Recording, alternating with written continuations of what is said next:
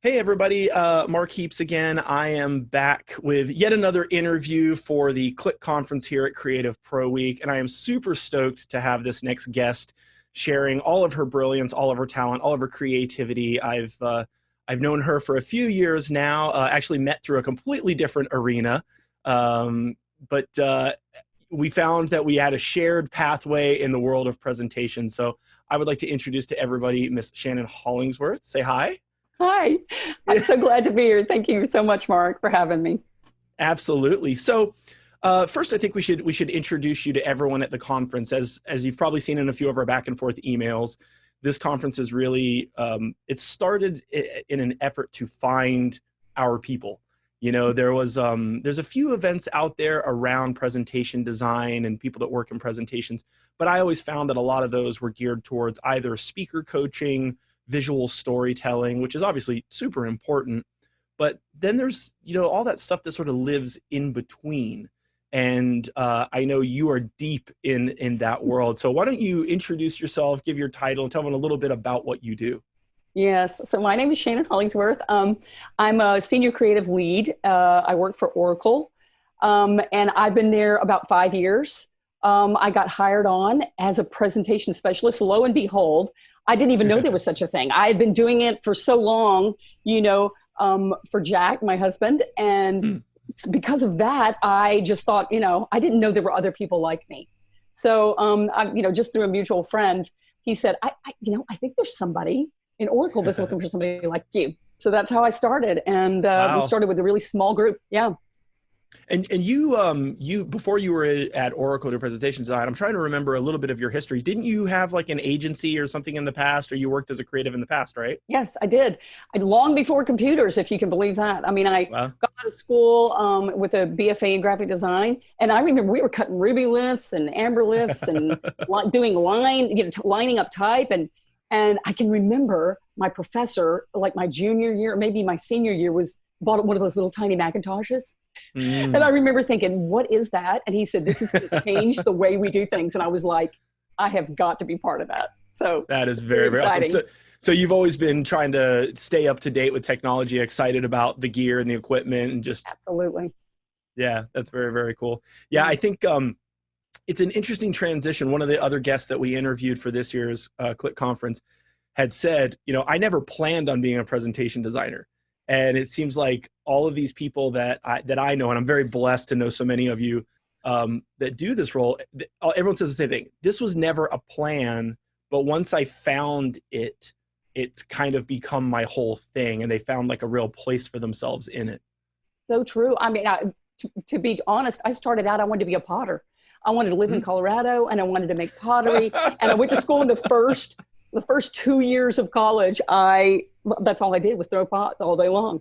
And then Wow. I can remember my parents saying something along the lines of, how are you going to make money doing that? I was like, I want to be the best potter ever, anyway. And then I learned graphic design, and I just immediately, like the rapidograph pen, and there was all kinds of things that drew me in. So, so I did not start out being that way either, but I love it now. I can relate. I turned down a full scholarship to study at a university. I had a scholarship for science, and I turned it down. And then I told my dad I was going to go to college to study art. And his first response was, there's a reason the term starving artist exists. Yeah. And but I had played with computers my whole life. I had been making graphics, and I'm dating myself as well a little bit here in the sense that I remember sort of the first computer being made available to me and being like, whoa, what's a pixel? And, but I was so excited by that technology. And I think there's a delight that we get when we have a creative spirit and then you get to see it on a screen, because it's not the medium that we all grew up seeing. And so it's still exciting to see stuff projected or presented or put on a TV or anything like that. Yes. I mean, I think about when I worked at the agency days, we did big, huge multi-image slideshows. I mean, that's really dating me, but it was like these huge banks of projectors. And when you saw it up there on the wall, it felt so, and we had little, conferences where we would award winners, and it was people all over the world that shot on these, these computer, computer cameras. But it was interesting. Yeah. So here we are, right? In a completely different world. Yeah. So, the theme this year for all of our guest talks is being a visual translator. And I was fascinated the first time you and I met. You had shared some work with me, and I thought it was really interesting because you're the first person I think I had met whose role really involved not just how do I make the slide pretty, right? For a bit of a in just description, but Yes. also you're the first one I met that thought about more than the slide. We had Joe Buchwald as a guest this year as well, and he does a lot of experience design where the room, the lighting, and that's for big conference stages. But you had done projects where it wasn't just the screen, it was like the things on the table, the things for the pitch, the things for the meeting. You saw the entire universe, but it was around the presentation theme. Can you tell us a little bit about being that visual translator? Absolutely. I mean, for me, it's like one of those things where I call it a presentation experience instead of I'm a presentation specialist for the experience. So and agreed. I mean, lots of people say the same thing. It's like, oh, you make slides pretty, but we are, at least at Oracle, we are really trying to get the word out about how that's not all that we do. In fact, the presentation is it is a core element, but there is an entire plan, what I call a branding strategy around what you can do at any time you're making a presentation. Even if you're making a presentation to 2 or 3 people, you want to touch every one of the senses, you know what I mean? So I think about it in terms of what I would see. And I've been to places, or I talk about it here in a little bit about like Apple, like when you touch the case that your phone comes in. So much thought and intention went into that. Maybe it's going to get thrown away. A lot of people throw them away, and that's understandable. But the intention for someone to feel something because of that, I feel that way about presentations. Yeah, that's amazing. I had the pleasure of working at Apple years ago, and I'm still friends to this day with some of the packaging team. And the level of thought that goes into exactly that, like what is the sensory experience when you touch the packaging, and even if it is discarded, even if it's 5 seconds that they experience it, they want that to be a delight. And so it's amazing to me that you think about a presentation environment that way. That's really, really cool that you kind of think sensorial about that. Yes, completely. And I think about that all the time because of, just because of how it makes me feel. Sure. I even think about reading one time about Steve Jobs, how he even made the inside of the computer beautiful. Nobody's ever even going to see it. You know what I mean? But it means something. It means something to him, and it's the intention that gets put into all the work that we do, I think. Yeah, absolutely. And, it sounds like there's a consistent theme that we always run into that I think is always worth echoing.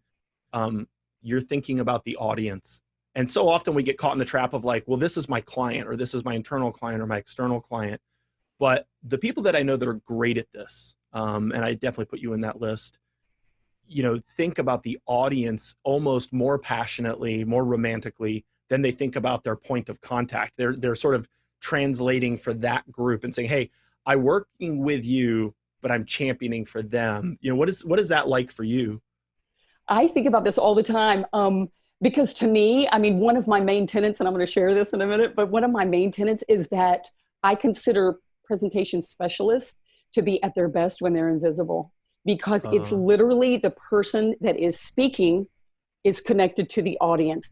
And if nothing goes wrong or bad, and we have made this experience, and including the presentation, absolutely just right, no one even notices it. It just is a perfect visual language between the person who's speaking and the person who's hearing.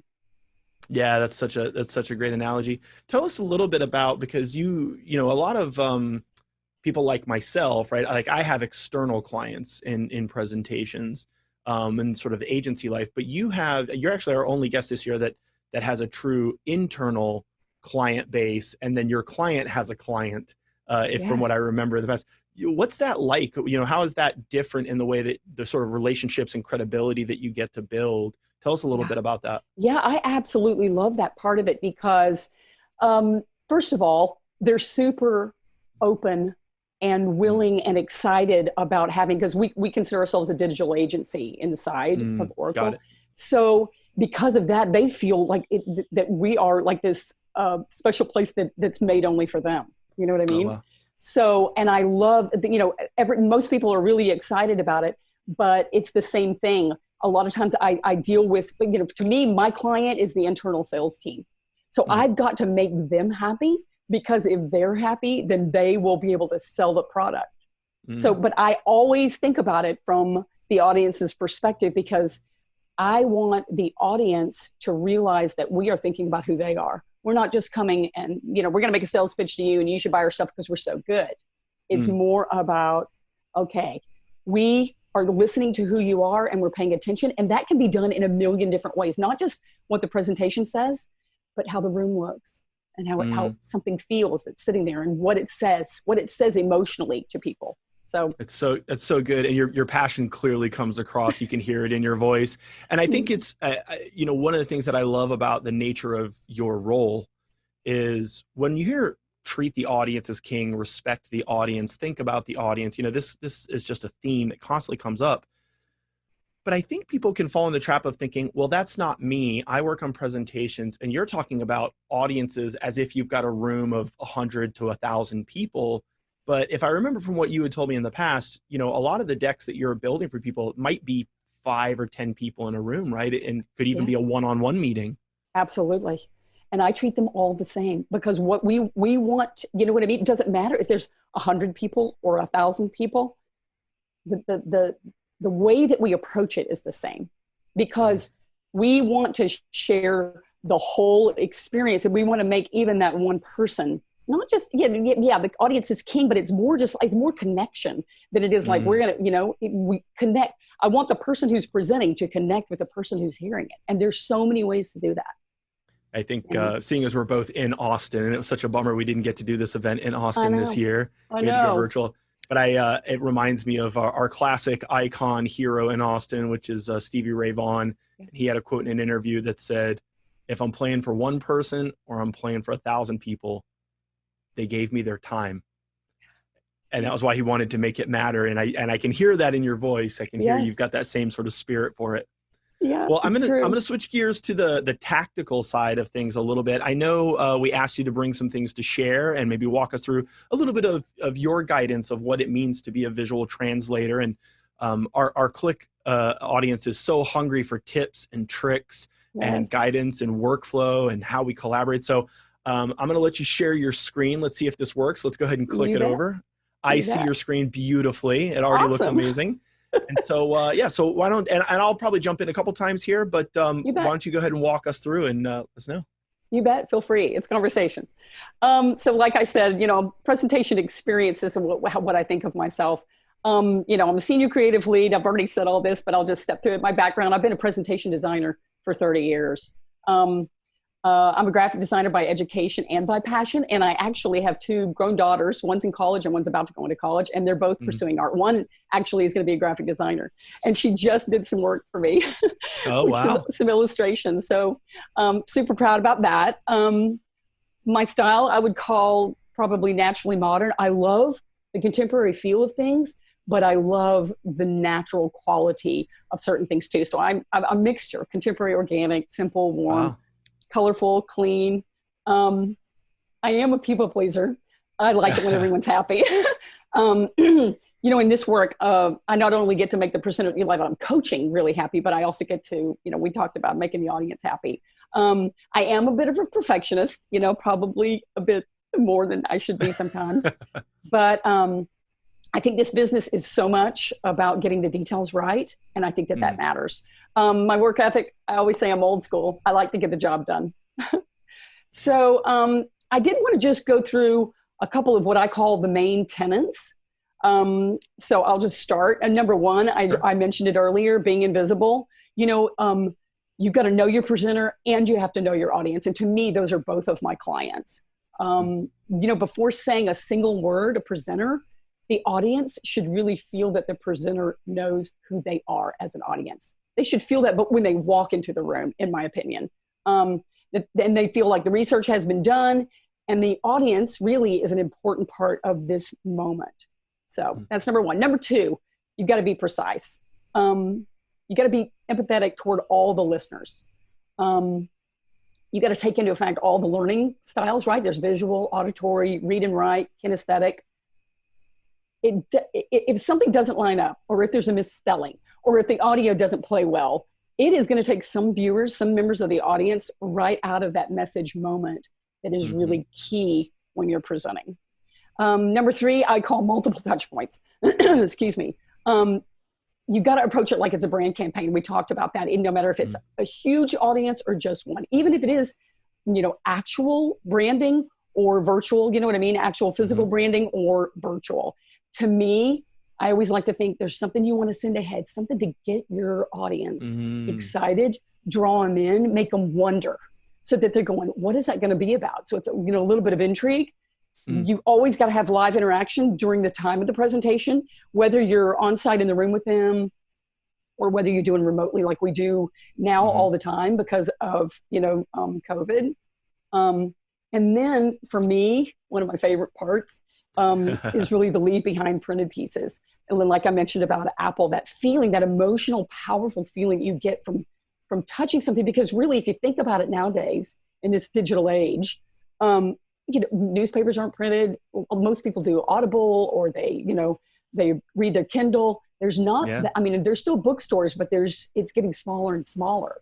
So to me, if we can reach somebody like that and remind them of something, that's a key point. Now, you got to be strategic when you're doing these leave behinds. You can't get gimmicky about it. A lot of times I'll have a client come and go, John over there did the coolest thing. If it doesn't go with it, if there's not a reason, if there's not a strategic reason for doing it, for the presentation, don't do it. Yeah, that's interesting. I've heard that from some clients. Right? They've said that after their presentations, they've left toys like drones, or they've done other things. And I was like, well, what's the drone for? And they're like, well, drones are just really cool. And I'm going, right, but how does that tie to the message, the ask, the want? I don't get it. Such a pet peeve of mine. Yeah. And it's like, don't be shticky, just for the sake of it. Like every decision is design thinking, and I often say this about the experiences we work on is nothing should feel like an accident. Everything should seem like a very conscious decision. Even if it looks messy, it should look like you chose for it to be messy. Right. Yes. And it's definitely coming across. Yeah, exactly. Number four, I call, add in the unexpected, right? You've got to pull them in with the anticipation. You show them just a little bit, right? Even in the middle of the presentation, and you let them wait for that next moment. There's so many ways to do it, subtle animation, sometimes interactions with something physical in the room. I'll show you a couple of samples here in a minute. QR codes, they've been around forever, but mobile is, everybody's got their mobile phone. They can be really handy for getting the audience engaged. And number five, I call inspire the presenter. And I put an example here, Waldorf education. My children go to this school. I don't know if you've ever heard of Waldorf education. It's a really specialized education, but one of the main tenets is that the teacher that they get in first grade goes all the way with them until eighth grade. Oh, wow. Now, why do they do that? It's because, say you're a fifth grade geometry teacher, right? Every year you teach the same thing. It can get very stale. Steiner had this idea that if the teacher is learning something new all along the way, it will be more exciting to them, but it will also imbue a kind of feeling to the students. I have a perfect example of this. When my daughter Emma was in fifth grade, I went to go take some snacks. They were out at recess, and her teacher, Mr. Predis, waved at me and said, "Come in here, you've got to come in here and see this." And I went in, and he had this metal plate that was on a stand, and it had sand on it, and he had a violin bow, and he was strumming against the metal plate, and it was the sand was making all these shapes, and I was like, it was like the feeling that he had. It was like I couldn't wait for the students to come in and listen to him, because he had such an energy and an effervescence. You know what I mean? That's what I long to give to the presenter. I want that to happen, because the presenter will then give it to the audience, and they'll have that, energy between them. So I think that's super important. Yeah, I've heard other variations of this. Like, I want to make you the rock star. I want to set you up for success. I want to empower you. I heard in one meeting recently, one of our content people said to the client, I want to give you a mic drop. And, and they said, I'm going to be there with you when you deliver this. And if I've done my job right, I want to see quite a few people in the room lean back in their chairs in this moment. I want to see it land with them. And it's another one of those things that I just don't think, it's so easy to get caught up in the world of cleaning up slides that we forget that we actually wield this sword that we can pass to someone if we find it, right?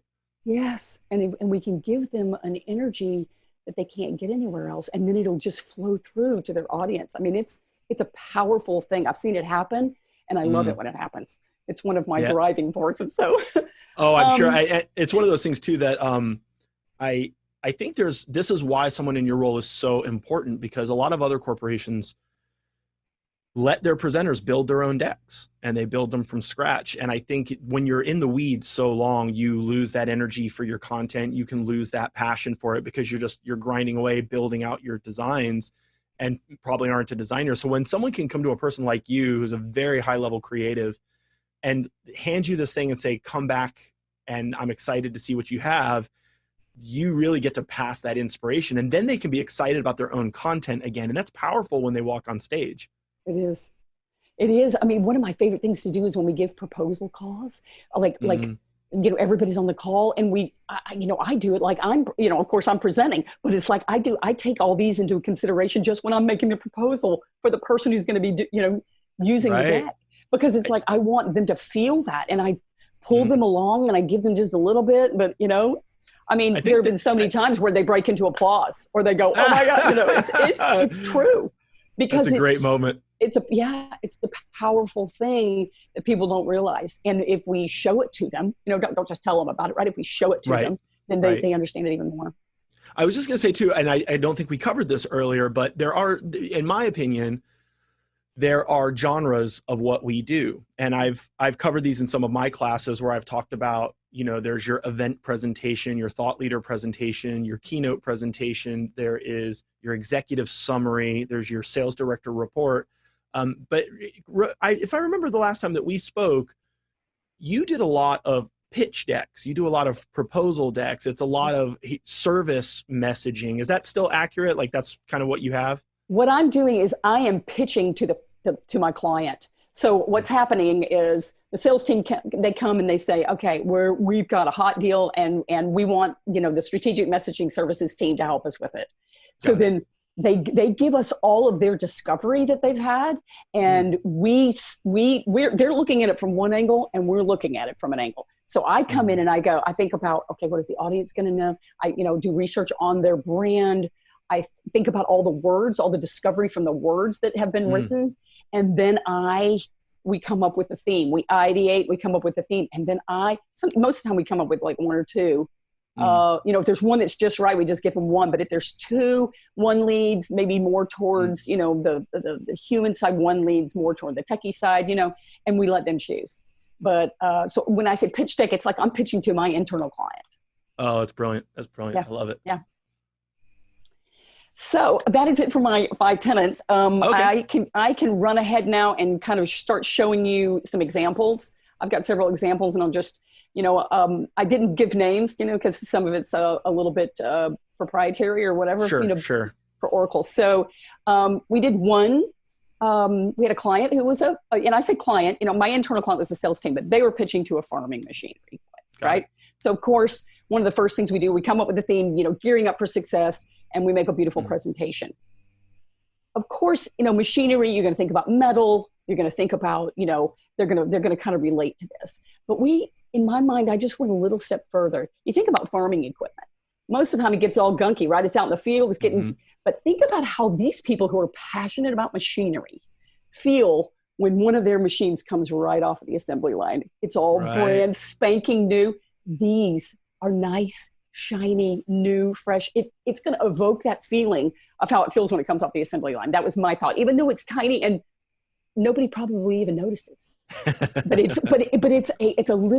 just that one step more that you can go that will make it all that much better, right? Yeah, it's brilliant. So the next thing I'm going to show you is a little, we often pitch what we call an opening video. So you can imagine, and I tell my clients this, you're in the room with the farming machinery people. It's time to start settling down. You're ready to give you're ready to start talking to them. What if you could just take the lights down, right? And play an opening video. And it sets the tone, it sets the mood, it gives them something. Like, to me, it always feels like you're in a movie theater and the lights go down and you're about to watch a trailer. That's what it feels like. And we make these things really short. I'll play a little snippet of one here.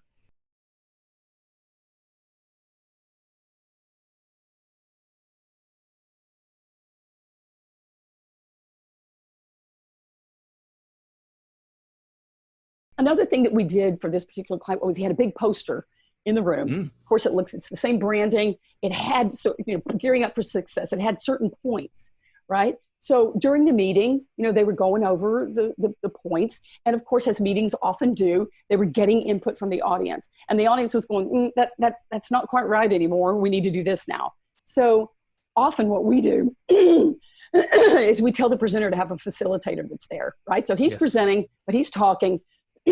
I prepared a file for him so that he could, we planned all this out in advance, right? Get notes from the people, right?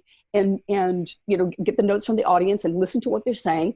And he was typing it in on a PNG, and immediately after the meeting was over, he sent it out as a PNG with the new list. So not only does that tell your client, right, that you're listening to him, like we talked about earlier, making sure the audience is heard.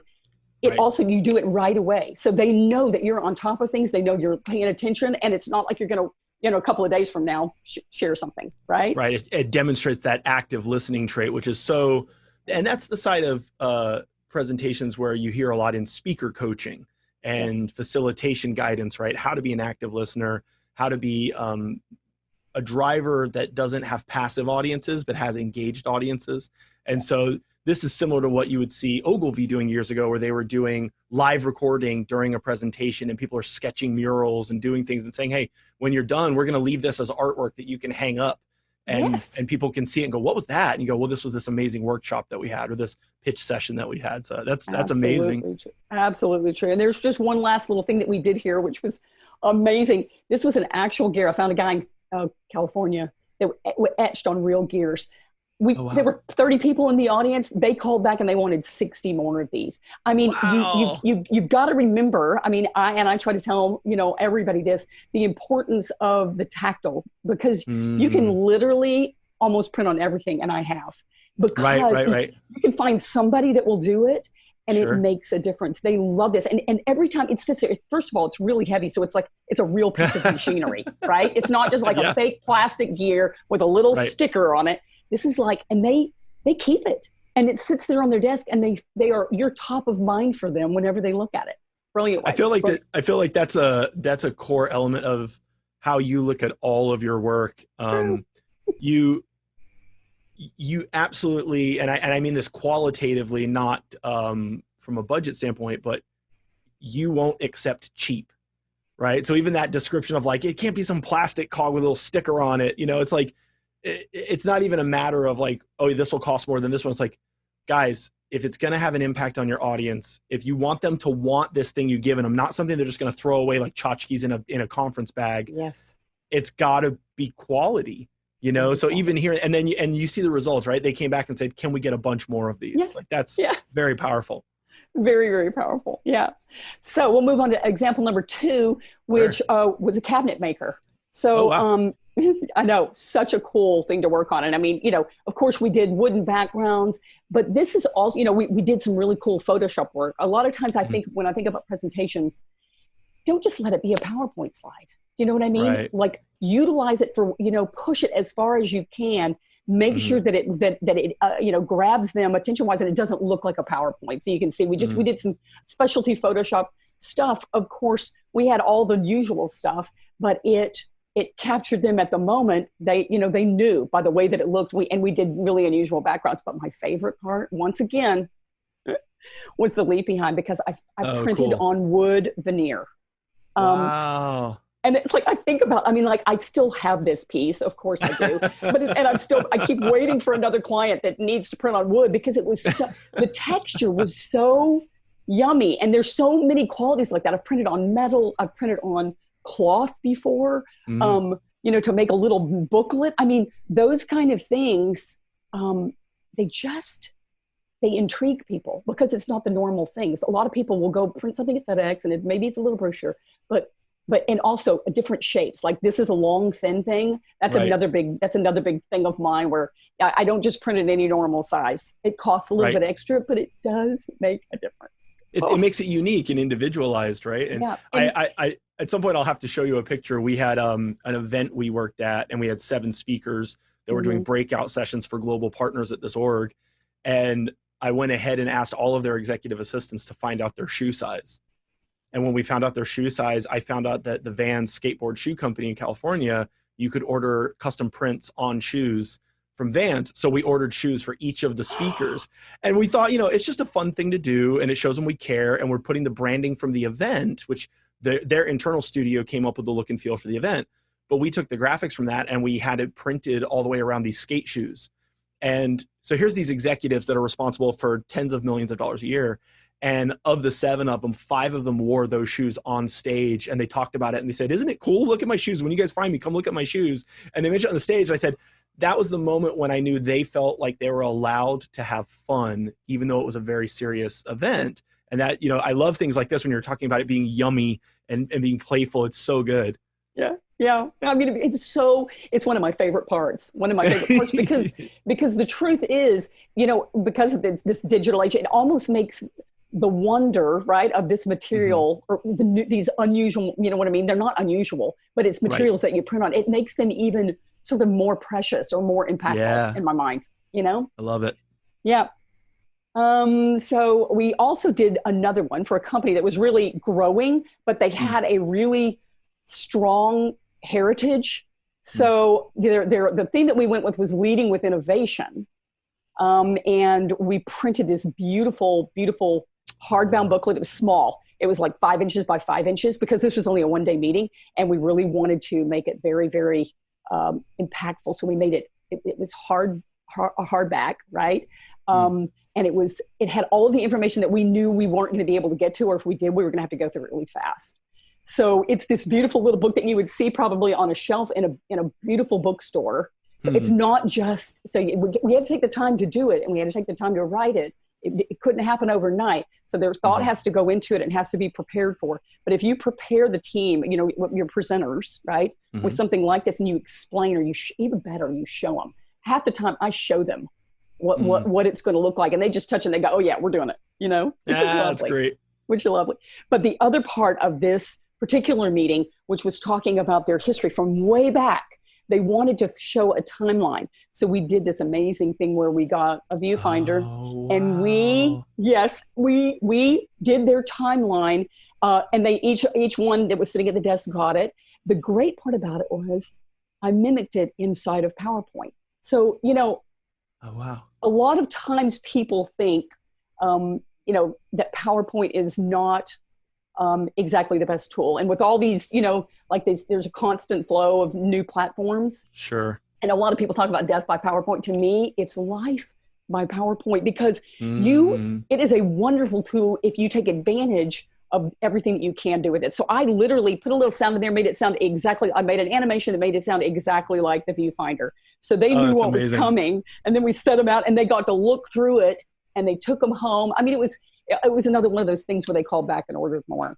Which was that's so powerful. Yeah. They're going to keep that on their desk or in their office and go, look at this amazing thing.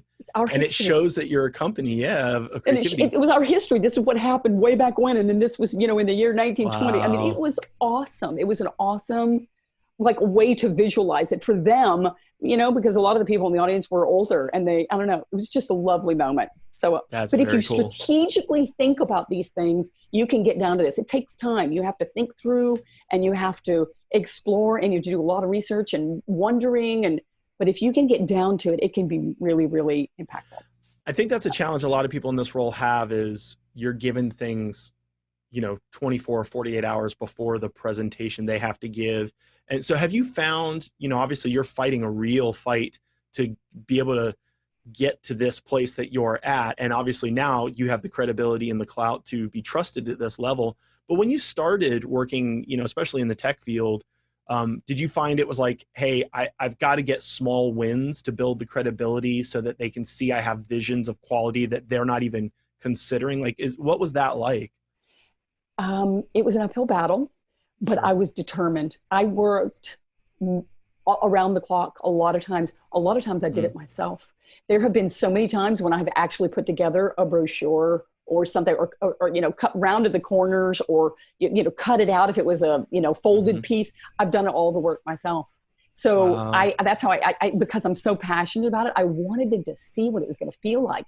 Now, because of how we started this team 5 years ago with just 5 people, and now it's about 30. It's like, Wow. we figured out that we could, yes, we got the credibility. It took a little while, but as it grew, we began to be able to actually share what was expected and let them know, well, you can't have this if you don't give it to me at this time. And then they want it so bad, they'll do whatever it takes. That's what happens a lot of time, So you were facilitating behavior.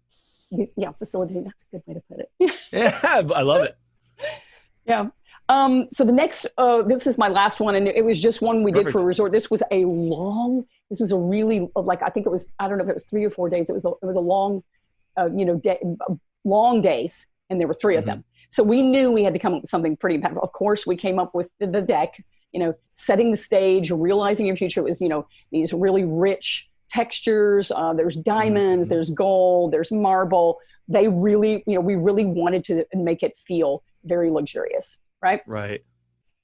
So one of the ways that we did that, is we didn't know what kind of room we were going to be in. A lot of times, and I know oftentimes, presenters, we don't know, at least in my field, with sales teams, we don't know where we're going to be all the time. Sometimes we can get in the room early. Sometimes we can't. We have found that these retractable banners, they're like 80 inches by 30 inches, and you can ship them really easy. You can make a room look fabulous. And that's what we did here. I mean, sometimes the presenters, that you'll find that you're coaching, or they're all kinds of different rooms, right? Some of them are charming. Some of them are, dead spaces, right? Yep. But you can always think about how to make a space come to life. And we've done that. We've figured out how to do that in several ways. These retractable banners really are one way. That's a great way to do it, because you can just carry them on your shoulder and go in. One time we had, it was a room that was so bland, and we had 5 of them in a row. It made it look like the whole wall was Oh, that's very cool. And the printing is really, really nice, that kind of thing. So another thing that we did, which was experientially, was we got these little lighted cords. Again, we're thinking about the resort. We're thinking about, what does it look like? And usually there's lots of lights. It was these little string lights that had little, clothespins. And we had just messages on them. We also had these QR codes. And so when people came into the room, that's the first place they went. They were like, what is that? And they went over. So we eventually, directed them and said, okay, everybody get your phone and bring your headphones, right? So bring your headphones, you go over, you can look, these were all like what customers are saying. And you can, it's a little video. Sometimes it was video. Most of the time it was video. Sometimes it was audio, but you could get a real sense. It was people's voices talking about it. And you could see them all right there on that wall. It was really a really cool experience. Yeah. We also did a printed follow along magazine. I put this up there because a lot of times when you've got a big long run like that and you're doing a meeting for 3 days, somebody's making a booklet and they are spending a lot of time, but they're not making it look beautiful. They don't care. They just, so we said, please let us have it when you're done. And then we will brand it and we will make it look, we want the whole thing to feel like it's coming from the same person. We all want that. And it's very, very important from the audience's perspective that we don't look like, well, who are you? I don't know what you're doing, So that cohesion, right? That synergy. Yes. Yeah. A lot of times we ask, and if you're doing something really big that needs a lot of instruction, then it's good to even brand it if it's just the outside. We also did these things, these interaction paddles. This was great because after each presenter would speak, they'd say, okay, did I answer your questions or how do you feel? And, it was black if it was no good and white if it was good. And Oh my gosh. literally, I think there were 50 people in this audience. The presenter could just look out in the audience and go, okay, I see that I didn't do it. Let's dive in a little bit Wow. further. It was a great way, instead of people having to raise their hand, or it was just a cute little Right. way to say no, yes, no. How And then, amazingly fun is that? right, it was so successful. That is And then of unbelievably course, fun. yeah, really cool. And then one last thing, which of course, I printed this thing on see-through plexiglass. It was Wow. just important, some of our really top messaging. It had this little Mhm. gold thread that ran through it. I put it in a little gold bag, and it was sitting there. And it was just, when people opened it, their faces, you know what I mean, were so shocked. It was pretty thick, you know what I mean, and Sure. it was just an unusual way to send something. They're not going to toss that in the trash when they leave. They're Yeah, it going almost feels like an award for them, right? It's like an another award. gift. That's Yeah, exactly right. treat Yeah. someone like they're a guest that gets a gift. I love that we see others, and clearly as we see all of the projects, what's great in the way that you've laid these out is that you can see the cohesive theme, you can see the passion is put into every single stage of it. And I feel like part of your process might be, okay, we've got the research, we start the work, we know we've got to build the slides, but then what? And then you figure that thing out and you're like, ooh, but then what? And it seems like you're always trying to find the next level of experience that you can create. And that's around a more holistic ideology of presentations. Yes. It's really that whole experience. It's so brilliant. Because it's not just, people think about presentations being a PowerPoint. That's not Right. that's not what it is. It's the whole package. So I I've love just it. to close it up, I've just got some main takeaways. Sure. Number one, inspire your presenter, right? So they can inspire their audience. Number two, use surprise and suspense to engage. Number three, use cool materials to counteract really the forgettable quality of this digital age. Like, you can print on anything, do it. It's exciting and it's fun. PowerPoint's powerful. Use it to its fullest. You've got to be a problem solver. I feel like I'm that way a lot of the time. I'm kind of inventing new ways to use it and going, like figuring out how to, in the parameters, how to make it do what I want it to do. You can do that too. Number five, bring the room to life, with banners or really any way that you can, string lights, whatever it is. Think of interesting ways to bring it to life. And last but not least, as Marie Okando might say, remember what gives you joy. You can use those things to bring joy to your presenters and to your audience. This is so good. You are so amazing, Shannon. I love it. Thank you so much for this. And I know, thank you. I mentioned earlier, a big reason that we wanted to create the Click conference wasn't just, hey, what are the PowerPoint tips and tricks and what are those things? It really came down to, there are people in the trenches, and a lot of the time it's a single person at a large org that's doing this type of work.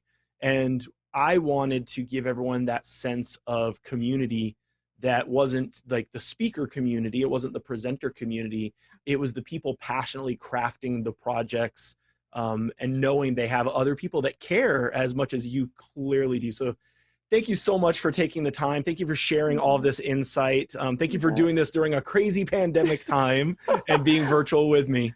I'm so happy to. It's really, truly one of my passions. I mean, I looked up right before we started this. I was thinking, like what I call myself sometimes, and it's I'm like a stagehand. I'm like behind the scenes, right? There's an actor out there. I'm going to make everything perfect for that person because I want them to succeed. But it's not just, I want to support him and I want to make him be a rock star. It's my passion to make it work just so. So it's right. Like, to me, we're all stagehands behind the scenes that are making, the play go perfectly. Yeah, it's beautiful. I love it. You're designing the whole show, and it totally comes across. Yeah. Well, hey, I'm going to stop our recording here in a second, and I'm going to jump into the live Q&A after everyone watches this video in case people have further questions. And if they have questions for you, I will gather those up and I will share them with you. And maybe we'll have a leave behind follow-up for attendees that would be virtual. That would be awesome. Just to keep this communication going on. So thank you again so much for sharing with us today. And I look forward to talking to you again in the future. Same. Appreciate it. Awesome.